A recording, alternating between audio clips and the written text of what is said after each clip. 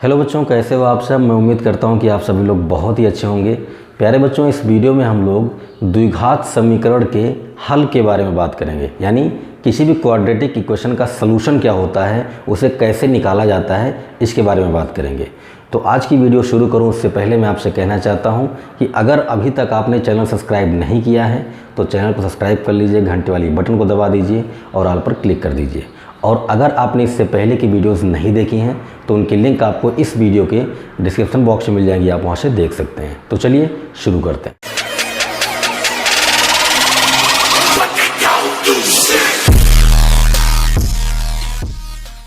प्यारे बच्चों, सबसे पहले हम लोग ये जानेंगे कि किसी भी द्विघात समीकरण का हल क्या होता है, यानी किसी भी क्वाड्रेटिक इक्वेशन का सलूशन किसे कहते हैं।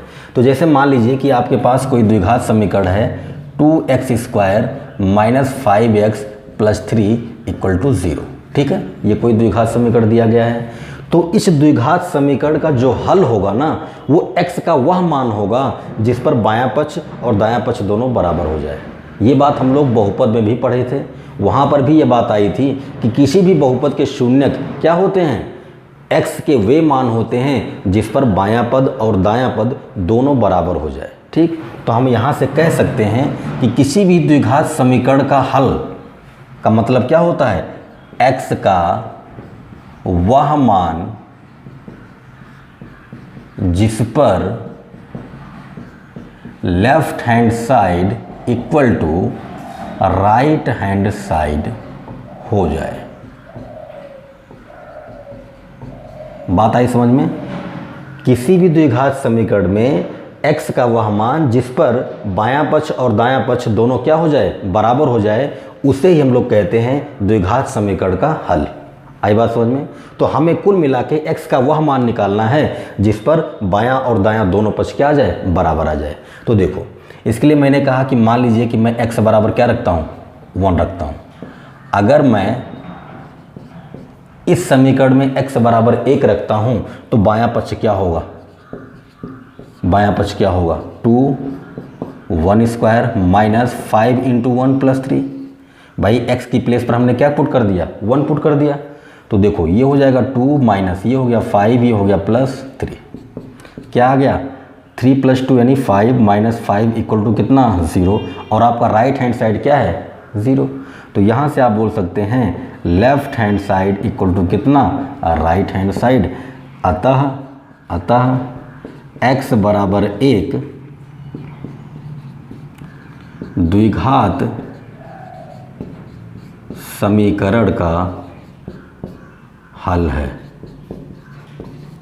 ठीक, इसे हम लोग ऐसा भी बोल सकते हैं, x बराबर 1 द्विघात समीकरण का एक मूल है। मूल को अंग्रेजी में रूट बोलते हैं। क्या बोलते हैं, रूट बोलते हैं। ठीक है, इसे हम लोग ऐसा भी लिख सकते हैं कि x बराबर 1 द्विघातीय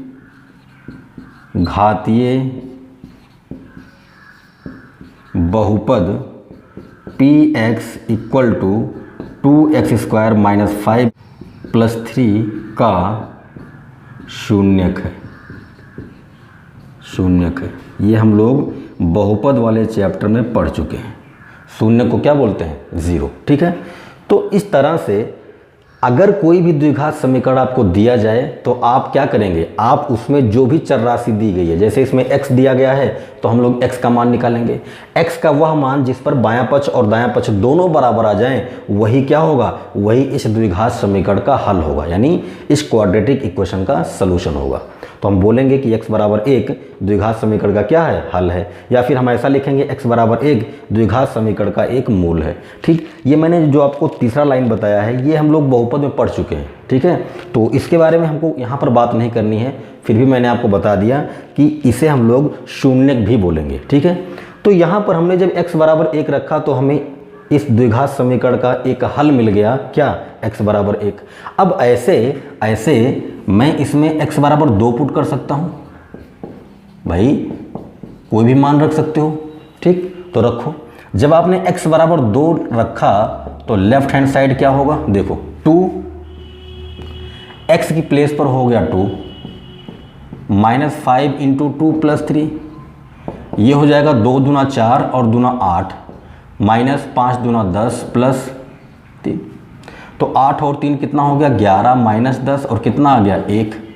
यहाँ से आप बोल देंगे left hand side is not equal to right hand side. भाई कितना आना चाहिए था, 0 आना चाहिए था, तभी हम बोलते हैं कि लेफ्ट हैंड साइड और राइट हैंड साइड दोनों क्या हैं, बराबर हैं। लेकिन यहाँ पर राइट हैंड साइड 1 आ गया, ठीक। तो हम बोलेंगे इसलिए x बराबर 2 द्विघात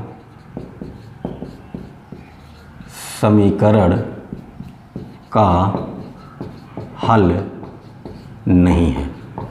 बात आई समझ में? भाई x का अगर ऐसा कोई मान आपने पाया है जिस पर बायां पक्ष और दायां पक्ष दोनों बराबर नहीं आते हैं, तो वो उस द्विघात समीकरण का हल नहीं होगा। हल होने के लिए x का वह मान होना चाहिए जिस पर बायां पक्ष और दायां पक्ष दोनों क्या हो जाएं, बराबर हो जाएं, ठीक है। तो ये तो हमने x बराबर 1 रखा, x बराबर 2 रखा। अब ऐसे कोई मान और भी रख सकते हैं। तो जैसे यहाँ पर लिखता हूँ मैं कहता हूँ कि x बराबर 3/2 रखने पर, x बराबर 3/2 रखने पर, ठीक, रख दो। लेफ्ट हैंड साइड क्या हो जाएगा, left hand side equal to 2, x की प्लेस पर 3/2 का स्क्वायर -5 × 3/2 प्लस कितना 3, ठीक है। यहाँ से देखो 3/2 का स्क्वायर करोगे तो 2 × 9/4 हो जाएगा, -5 × 15/2 हो गया, +3, 2 से काट दो, 2 दूना 4, ये आ जाएगा 9/2 -15/2 और +3, ठीक, ये हो गया। अब ये एलसीएम ले लो, यानी लघुत्तम निकालोगे तो आएगा 2, ठीक। यहाँ पर हो गया 9 -15 और यहाँ पर +6 आएगा, ठीक। नीचे कुछ नहीं था तो 1 था, तो ये हो गया 9 6 15 -15 बटे कितना 2, यानी ये कितना आ गया 0 आ गया। तो यहाँ से आपको मिल गया left hand side equal to कितना, राइट हैंड साइड। बात आई समझ में? जब हमने इस द्विघात समीकरण में x बराबर 3/2 रखा तो हमें बायां पक्ष और दायां पक्ष दोनों बराबर मिल गया।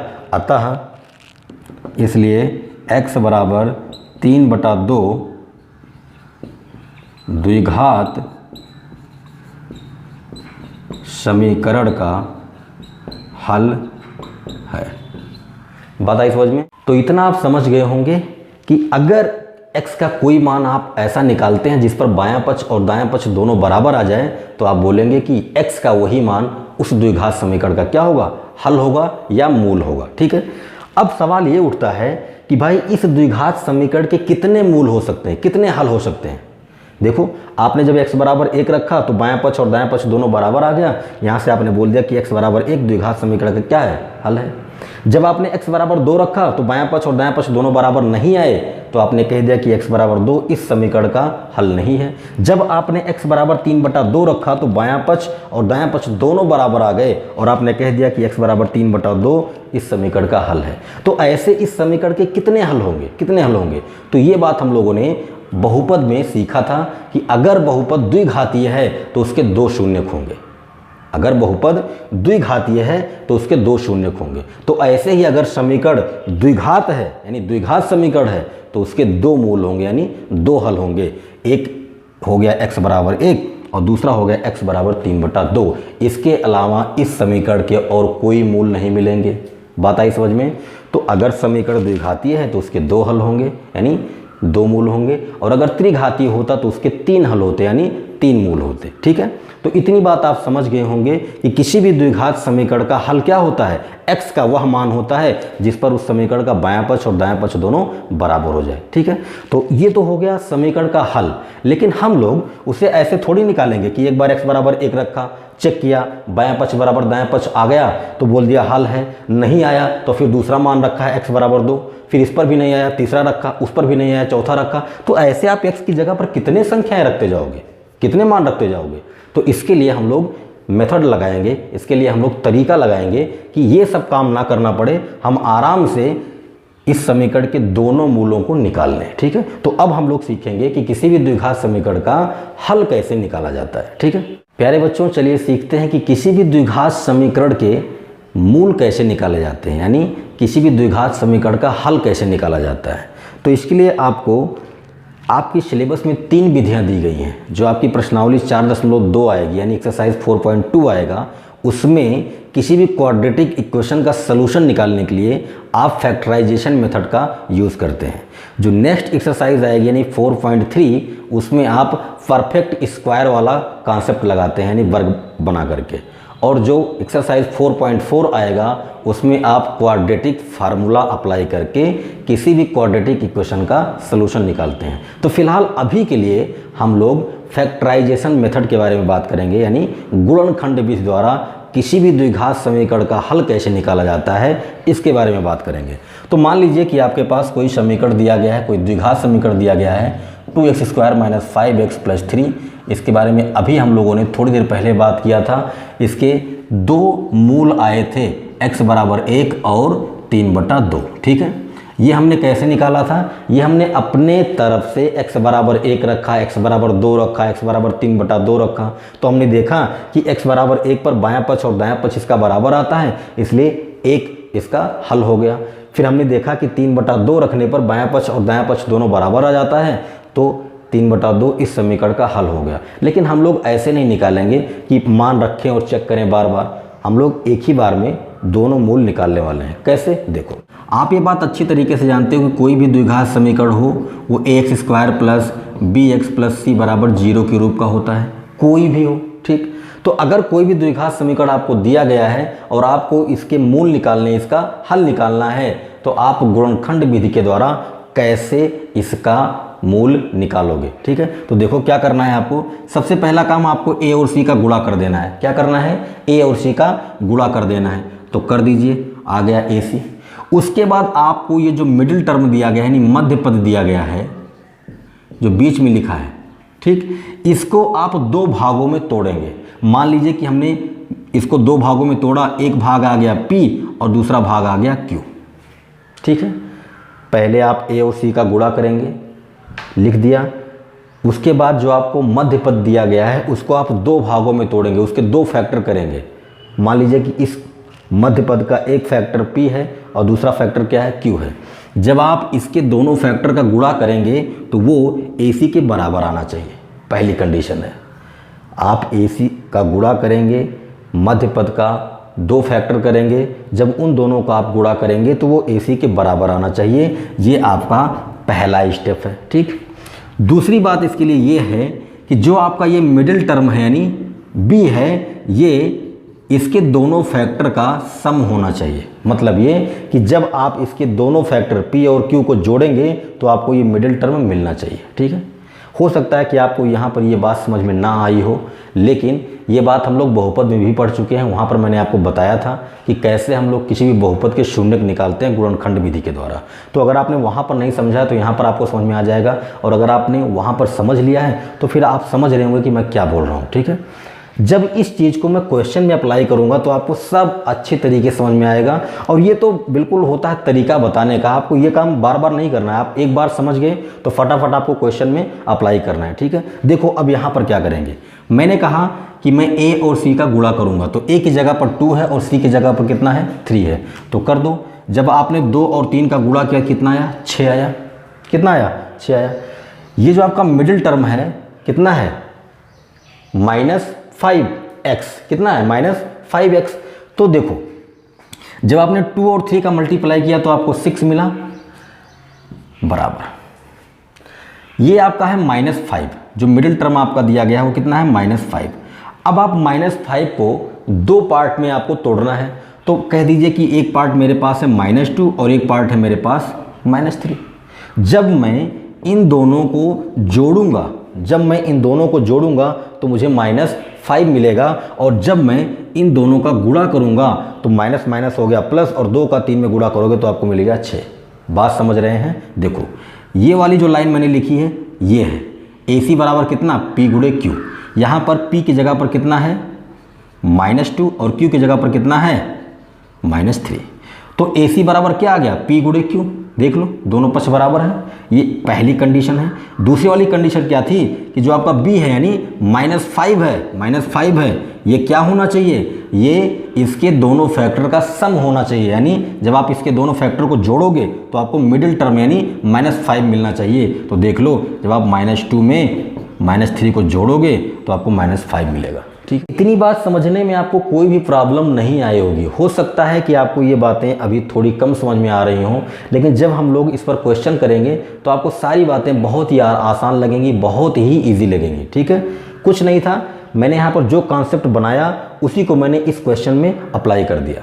कॉन्सेप्ट क्या था कि a और c का आप गुणा करेंगे, तो 2 और 3 का हमने कर दिया गुणा, कितना आ गया, 6 आ गया। ठीक, उसके बाद जो मध्य पद आपका दिया गया है उसको आप 2 भागों में तोड़ेंगे, तो हमने इस -5 को 2 भागों में तोड़ा, एक -2 लिखा और एक -3 लिखा। जब मैं इन दोनों को जोड़ूंगा तो मुझे -5 मिलेगा। ठीक है, तो ये वाला जो कंडीशन है b = p + q, ये वाला यहाँ पर फॉलो कर रहा है। ठीक है, दूसरी बात ये कि जब आप इसके दोनों भागों यानी दोनों पार्ट का जब आप गुणा करेंगे, क्योंकि हमने जब -5 को तोड़ा तो -2 को हमने p मान लिया और -3 को हमने q मान लिया, तो जब हम p और q को जोड़ते हैं तो हमें -5 मिलता है, और जब हम इन दोनों का गुणा करेंगे तो हमें क्या मिलना चाहिए, AC मतलब 6 मिलना चाहिए। तो देखो -2 का जब आप -3 में गुणा करेंगे तो आपको क्या मिलेगा, माइनस हो गया प्लस, और 2 का 3 में करोगे तो क्या आएगा, 6 आएगा। ठीक, तो AC बराबर क्या होना चाहिए, p × q, और b बराबर क्या होना चाहिए, p + q।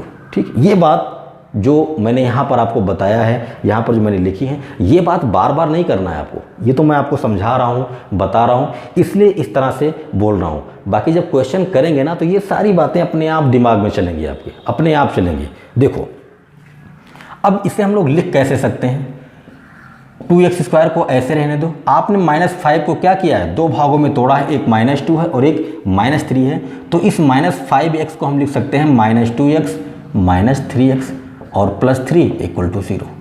देख लो -2x - 3x दोनों जुड़ेंगे, कितना आएगा, -5x। ठीक है, अब कुछ नहीं करना है, इसमें देखो 2x कॉमन है तो क्या बचेगा, x - 1 बचेगा, और इसमें देखो -3 कॉमन है तो क्या बचेगा, x - 1 = कितना, 0। पूरे में देखो x - 1 कॉमन है और यहाँ पर हो गया 2x - 3 = 0। ठीक, एक बार इसको 0 के बराबर करेंगे, एक बार इसको 0 के बराबर करेंगे, तो बोलेंगे यदि x - 1 = 0 तो यहाँ से आपको मिल जाएगा x = 1, और यदि 2x - 3 = 0 तो यहाँ से आपको मिलेगा 2x = 3, यहाँ से मिल गया आपको x = 3/2। ठीक, तो इस समीकरण के हमने 2 मूल निकाले हैं, एक x = 1 आया और एक x = 3/2 आया। मतलब कुल मिला के ये जो हमने मान रख के निकाला था ना, वो ऐसे हम निकालते हैं। ठीक है प्यारे बच्चों, मैं उम्मीद करता हूँ कि आप समझ गए होंगे कि कैसे हम किसी भी द्विघात समीकरण का हल गुणनखंड विधि द्वारा निकालते हैं।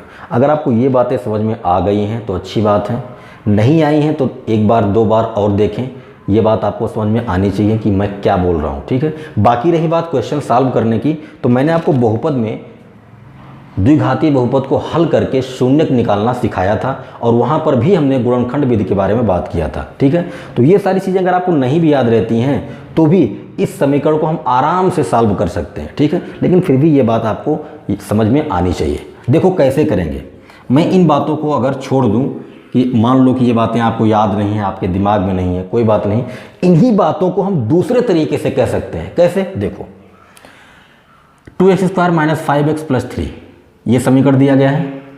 अगर हम इस समीकरण से इसकी तुलना करें तो 2 किसकी प्लेस पर है, a की, तो मतलब ये a है, ये b है और ये क्या है, c है।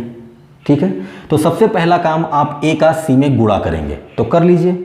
जब आप 2 का 3 में गुणा करेंगे तो आपको क्या मिलेगा, 6 मिलेगा। ठीक, अब इस 6 को आप 2 भागों में तोड़ेंगे, इस 6 को आप 2 संख्याओं में तोड़ेंगे, और वो दोनों संख्याएं ऐसी होनी चाहिए कि जब आप उनका गुणा करो तो आपको 6 मिले। ठीक है, तो देखो इसका पहला जो फैक्टर होगा वो हो सकता है 1 × 6, 1 का 6 में गुणा करोगे तो 6 मिलेगा, और हमने 6 को 2 भागों में 2 संख्याओं में तोड़ दिया। ठीक, ऐसा भी हो सकता है कि जब आप 2 गुणे 3 करें तब भी तो 6 आएगा।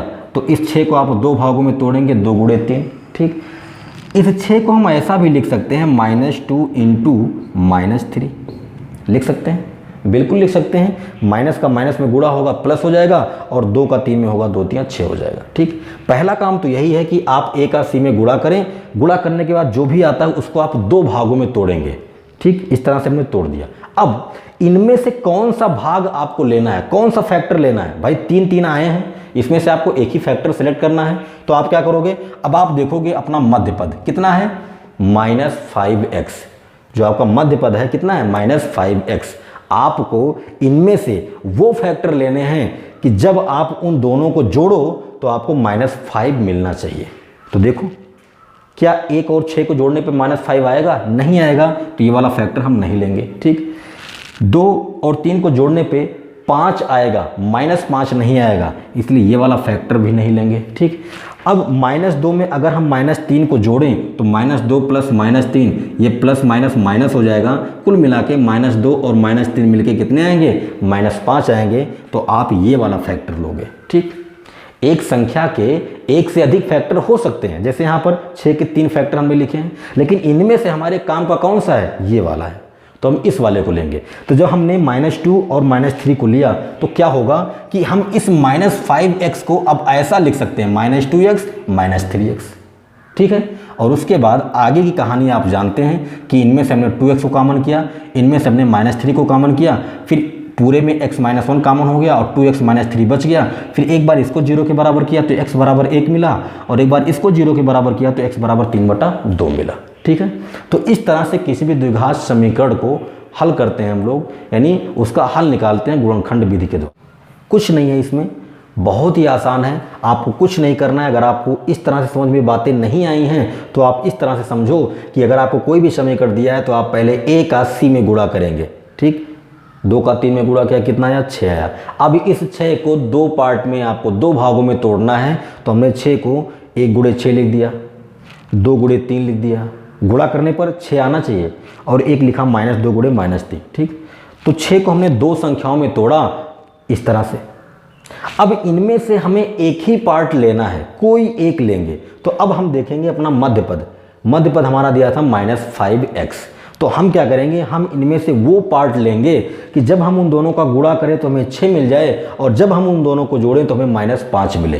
तो आप देख सकते हैं कि -2 गुणे -3, जब आप इन दोनों का गुणा करेंगे तो आपको 6 मिलेगा, और जब आप इन दोनों को जोड़ेंगे तो आपको -5 मिलेगा। तो आपने ये वाला पार्ट ले लिया, ठीक। अगर यहाँ पर +5 होता तो हम लोग ये वाला नहीं, तब ये वाला लेते। क्यों? क्योंकि हमें पता है कि 2 का 3 में गुणा करेंगे तो 6 आएगा, और 2 को 3 में जोड़ेंगे तो 5 आएगा, ठीक। तो यही काम करना है, a का c में गुणा कीजिए, जो भी आए उसको 2 पार्ट में ब्रेक कीजिए। वो दोनों पार्ट कैसे होने चाहिए कि गुणा करो तो ac आए, और जोड़ो तो मध्य पद आए, ठीक है। जोड़ो तो मध्य पद आए, और जब गुणा करो तो आपको AC मिल जाए। तो यहाँ पर जो हम लोगों ने सीखा है, इसे हम लोग नेक्स्ट एक्सरसाइज जो आपकी आने वाली है, एक्सरसाइज 4.2, उसमें हम लोग इसे यूज करेंगे, और वहाँ पर आपको काफ़ी क्वेश्चन मिल जाएंगे जिससे आपकी प्रैक्टिस भी हो जाएगी, ठीक है। तो डरने की कोई ज़रूरत नहीं है, जब आप एक्सरसाइज करोगे तो आपको सारी चीज़ें बहुत ही आराम से समझ में आ जाएंगी, सारी चीज़ें आपको क्लियर हो जाएंगी, ठीक है। तो इस वीडियो में इतना ही, मिलते हैं नेक्स्ट वीडियो में, तब तक अपना ख्याल रखें, धन्यवाद।